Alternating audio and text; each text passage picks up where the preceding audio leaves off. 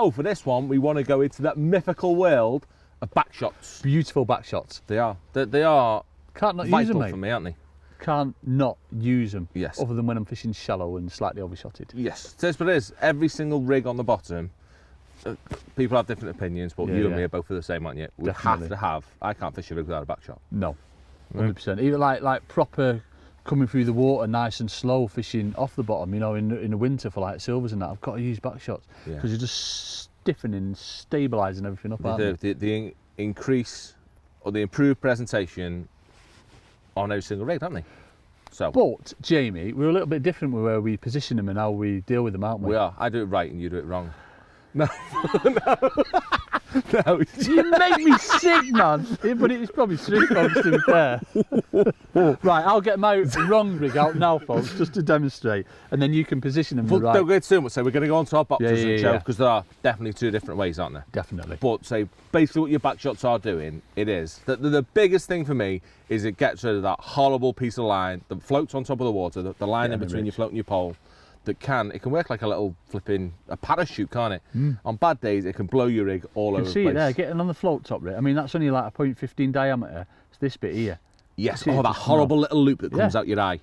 So obviously that bit of buoyancy there, and obviously the back shot.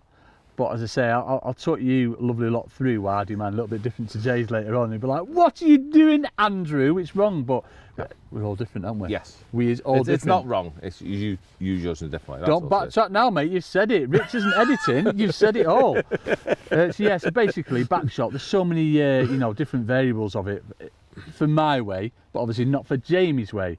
In that, you're keeping that line nice and tight. Pole can be doing what it wants over the top, but you're keeping that line nice and tight and that float's nice and stable. Yeah, that's a better way of explaining it, is that it soaks up all the movement to your pole, doesn't it? Yeah, definitely. Yeah, instead of the movement to your pole being, however you use it, instead of having direct contact from your float to your pole, because you've got a shot in the middle of it, it sort of absorbs the movements. So the movement to your pole isn't impaired directly on your float. So your float stays nice, but your back shot might be wobbly bob. So important.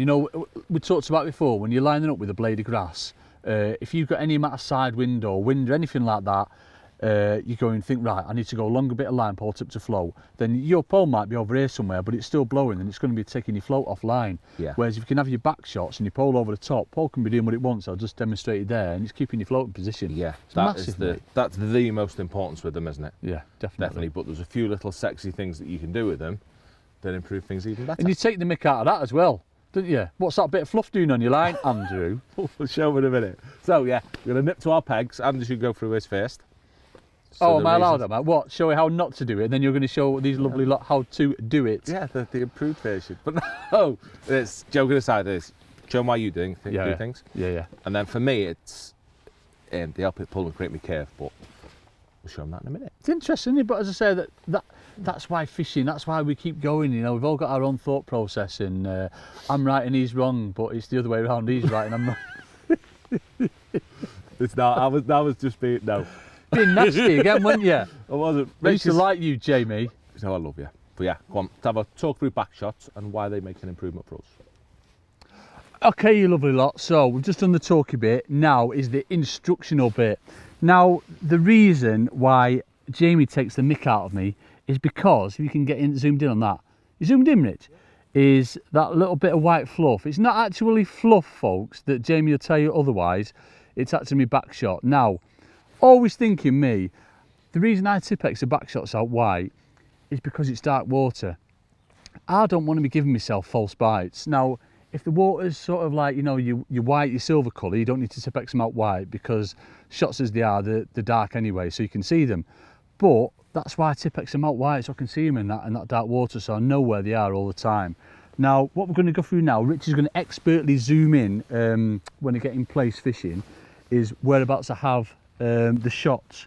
So I can put a few markers in there, in that pot. Yeah, whereabouts I have the shots when I'm fishing in place. So let me just show you then. We're getting it, Rich. We're getting it. It's shipping out. Right, so first thing, back shots. I want my back shots, I suppose, 4 to 6 inches above my float. That'll change. Will that change sometimes? I suppose it'll only change on like rivers and that, but we're not on rivers. It'll only change on them when I'm putting like SSGs on and stuff like that, but we don't need to talk about that.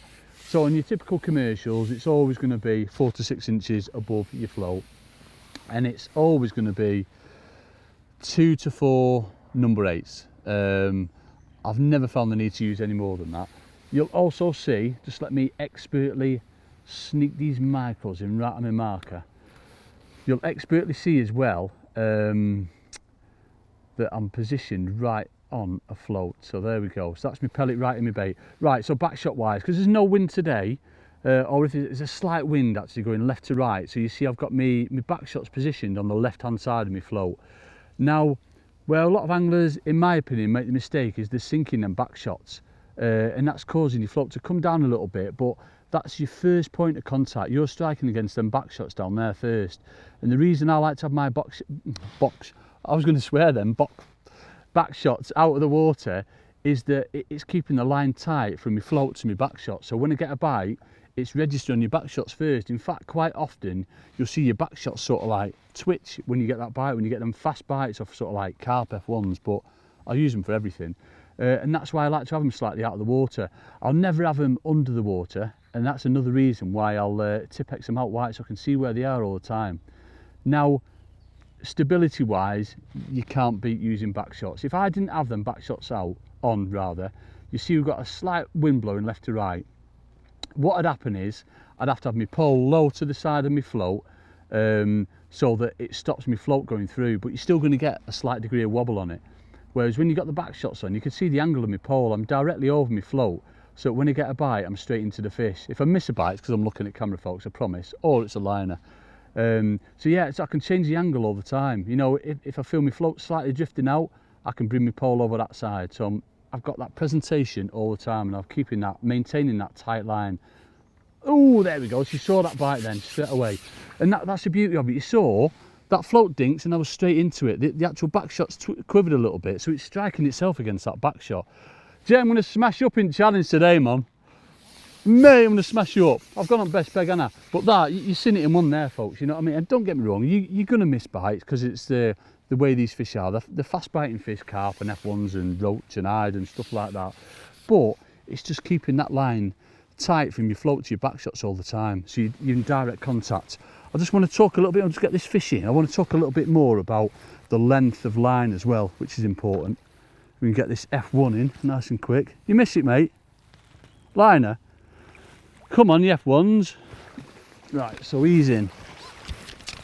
He is in. Lovely, beautiful F1.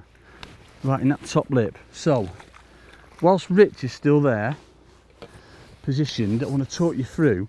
Obviously, day like this, it's calm. Conditions are perfect, to be fair, folks. But what's that line there? It's probably, what, 16 inches or something?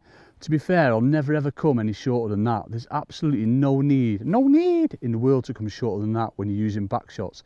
I'll quite often go even longer. Most of my winter rigs, certainly when I'm fishing like this in shallower water or through the water, they might be 2-3 foot in length, but I'll always have them backshots in the same place, you know, sort of 4 to 6 inches above the float.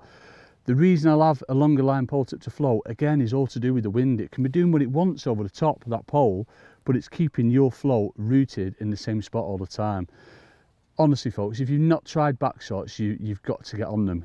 So I've taught you through the wrong way how to use them. Now go and see Jay and he'll talk you through the correct way how to use them. Jeremy, you make me sick. So for me, I like using backshots in a little bit of a different way to Andy, in that I'm a big fan of sinking mine. And so the biggest thing for me with a backshot is to help stabilise my rig, to hold it where I want it. I mean, you've heard me talk about it lots and lots of times in the past. I'm a big fan of creating a curve in my rig, which, to create a curve correctly with your shot, yeah, your float's got to be at a slight angle. And the only way you can hold it at that angle consistently is by letting a backshot do the job instead of it being direct to your pole tip. So if you're direct from your pole tip to your float, every movement on your float is imparted. Every movement on your pole tip is imparted on your float. I don't want that. I want my backshot to sink any line that helps keep my float nice and stable, but also absorb any movement to my pole. So it just helps keep things nice and stable and presents my rig better as far as I'm concerned. So first up for me, after I've got it off my welly, is the position in the backshot. Yeah, I'm similar to Andy, I'm a big fan of stots, always stots me back shot because I can move them, I can take them off dead easy if I need to. And pretty much 1 number 8's my starting point. Yeah, I'll start with 1, maybe move to 2 if it were really, really windy. I don't tend to go more than that. I mean, 1 or 2, after that, it's too windy for old rod. So, yeah, that's pretty much how we go. 1 number 8, positioning of it, I'm a big fan of it never being closer to my float. Yeah, the back shot is also slightly closer to my pole or my stomp foe than it is my float. So if I just back that up, you'd see it's an inch closer to me pole than it is my float. And what that prevents is there's no way that I can dip my pole really low, and as long as my pole doesn't go under the water, there's no way that that back shot can be imparted on my bristle. I mean, it's not going to show me fake bites. Called it a stomp flow. Stomp flow? On me stomp flow? A little? Oh, did I call it a stomp flow? You went old school. Ah, old school with Dacron then. You know what I'm on about. Be nice, eh? So, we're positioning sorted with where we want it to go. I'm just going to lay me rigging. And in this case, I'm fishing on a nice, close, near side slope. Yeah, so it's nice and easy for me to show you lovely lot how my rig's behaving. So if I lower my rigging, I might have laid that a bit too close. Is that nice? No, that's nice. No, let me put that in again. That's a bit too close to me. A little bit further out down that slope a little bit. So I'm going to put my rig in. Yeah, and then the wind on this peg is going left to right. So I've put my bait to the left-hand side so my float's downwind. I've got a bit of rain, Rich. What's happening? And then the first bit of my back shot does is this horrible bit of line that's floating on the water now. Yeah, in between my float and the back shot, it gets rid of that. Yeah, because that often works as like a little sail sort of. That's a pain in the bum and makes me float move. Yeah, so I want to get rid of that horrible bit of line straight away by sinking my back shot. What it also allows me to do now is by sinking my back shot and pulling my float slightly downstream sort of thing, you can see that my float's slightly on an angle, but it holds everything. So my pole can wobble about, but my back shot absorbs all of the movement of my pole while keeping my float at that angle by letting me curve creators on the bottom. So I'm directing me bait at all times with my float bristle, and just steadies everything up, makes it fish beautifully still, and there's no wobbling about. It just keeps everything as stable as it can possibly be, which for me, if my bait's stable on the bottom, there's more chance of me getting bites, which that's what my back shot is pretty much there to do. I mean, I do believe that it helps me potentially respond to bites quicker, in that the length of line in between my pole tip and me back shot is already tight. So when I actually strike, I'm only striking what we're going to say, 6 or 7 inches in between the back shot and the float is the only line I have to pick up. So I still think I'll respond to bites quicker. But for me, say it's sinking that horrible bit of line, and it just allows me to bend into my rig. So you can see there, if I really, really sink it low, it pulls my float right down, and I can release it a little bit, and it comes up. Do that last bit again. Yeah, so I'm going to try that again. I'm going to bend it right down so it goes really, really low. That's too much. We've got a bite, and I won't strike. Oh, please come up. I won't strike at that. Let me do that again. So we can bend down, really pull that float in, so I know that my bait's incorporated into my shot in there because the angle it's on. Whereas if I release, it straightens up and comes up a little bit. So only a fraction, only 2 or 3 mil. But just by using that back shot, I can maintain a tight line in between my float bristle and my hook bait at all times without the jerkiness of doing it direct from my pole tip. And for me, that's the #1 aspect of that back shot, is allows you to pull it and create better presentation, and more importantly, show them bites up far quicker than they would without a back shot. Okay folks, so just briefly, please like, subscribe and comment on our channel. We love you lot. Please love us back.